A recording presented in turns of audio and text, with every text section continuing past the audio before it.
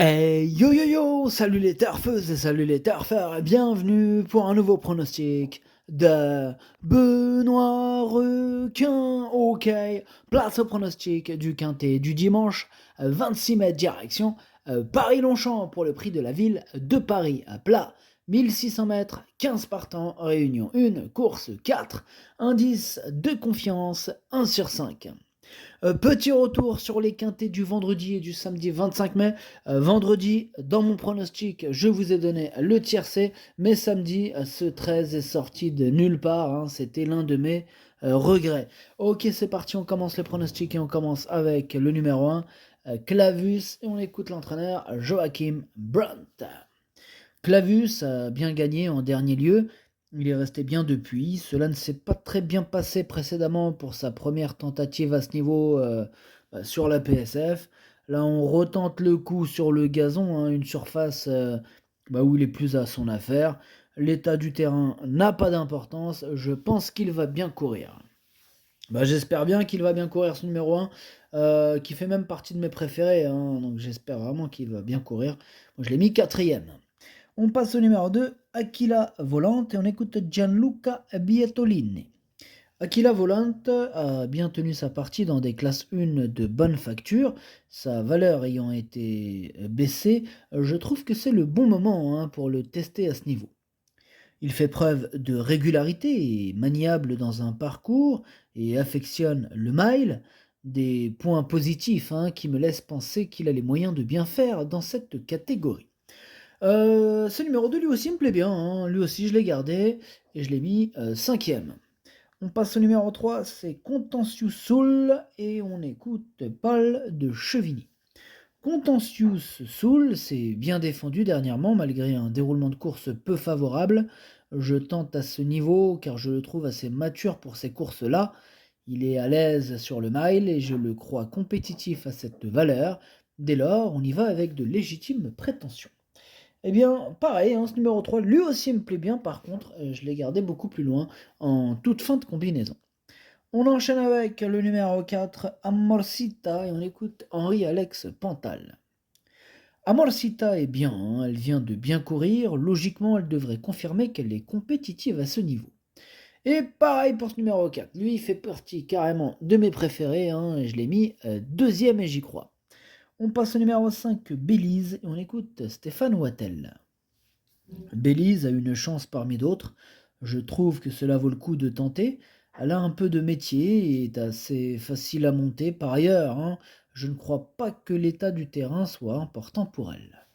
Eh bien, ce numéro 5, c'est lui mon gros regret. C'est lui mon cheval de complément en cas de non partant. Donc attention, possible cassage en vue. On passe au numéro 6, Hamlet's Night, et on n'aura pas les commentaires de l'entraîneur. En même temps, c'est André Fabre là aujourd'hui, il y a carrément André Fabre, Brian Bonez et bien sûr le capitaine Diane Barbro. Captain Diane Barbro, donc on est servi. Alors, ce numéro 6, c'est lui mon préféré, je l'ai installé en tête. On passe au numéro 8, True Value, et on écoute Madame Corinne Baron de Barbe. True Value est très bien, on l'avait acheté en fin d'année dernière, elle avait gagné en Allemagne. Bon, cette saison, elle a remporté 3 handicaps. Bon, cette fois, avec le numéro 15 dans les stalles et avec la surcharge pondérale, cela devrait être plus dur. Cela étant, elle est en plein progrès. Il faut bien essayer pour voir si elle est compétitive de toute manière. Et ouais, dans tous les cas, qui n'essaie rien n'a rien. Et ce numéro 8, moi, il me plaît beaucoup. Je pense qu'il peut faire mal à Bellecote. Attention à lui, moi je l'ai gardé en bout de combinaison. On passe au numéro 9, Arpenteur, on écoute Christophe Ferland. Arpenteur est bien, bon il monte de catégorie avec une surcharge, mais il a gagné plaisamment en dernier lieu. Il faut y aller, on en attend une bonne prestation. Pareil, j'en attends aussi une bonne prestation, ce numéro 9, je l'ai carrément mis troisième. On passe au numéro 10, c'est Love Kayan, et on n'aura pas les commentaires de l'entraîneur. En même temps, c'est Captain Ian Barbro, l'entraîneur. Captain Ian Barbro. Ouais, donc je disais, ouais, Captain Ian Barbro avec ce numéro 10, Love Kayan. Voilà, donc ce numéro 10, lui, je l'ai pas retenu, pardon. Voilà, j'en ai préféré d'autres, tout simplement. On passe au numéro 11, c'est Parésia, on écoute mademoiselle Anne-Sophie Crombez. Parésia a tendance à se montrer tendue, elle a montré sa compétitivité l'avant-dernière fois dans un handicap à Lyon-Paris. Marie Vélon, qui la connaît mieux que moi, lui sera associée. Eh bien, ce numéro 11, pareil, hein, lui non plus je l'ai pas retenu.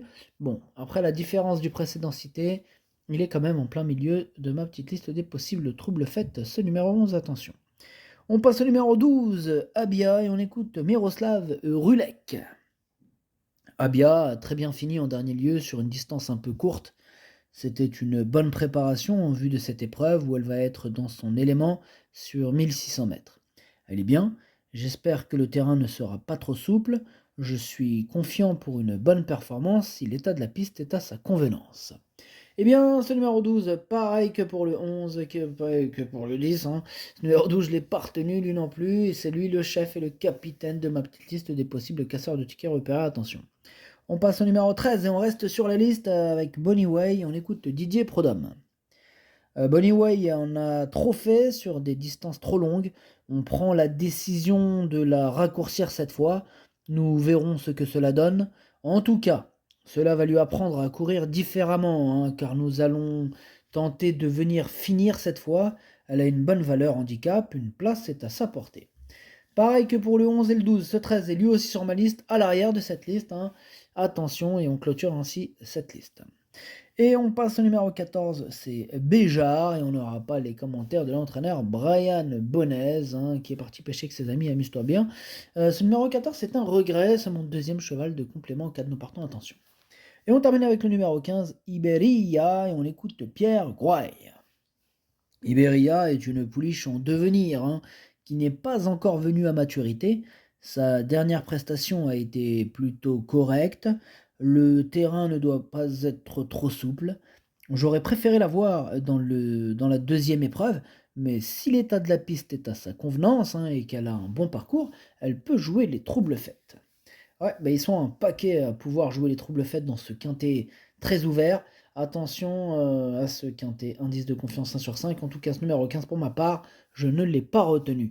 Le pronostic, ça donne 6, 4, 9, As, 2, 7, 8, 3. Merci d'avoir suivi cette vidéo. N'hésitez pas à mettre un pouce bleu si la vidéo vous a plu.